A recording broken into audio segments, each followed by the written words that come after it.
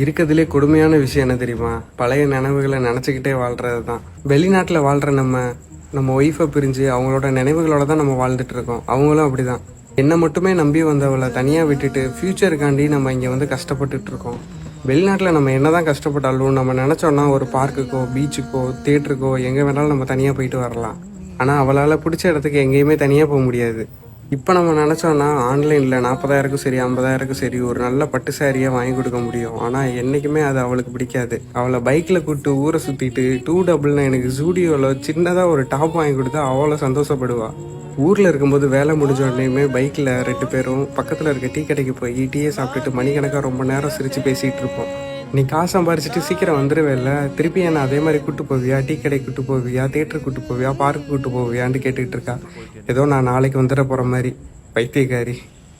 நீ என்ன வந்து பார்க்குற வரைக்கும் மாய நதி இன்று மார்பில் வழியுதே.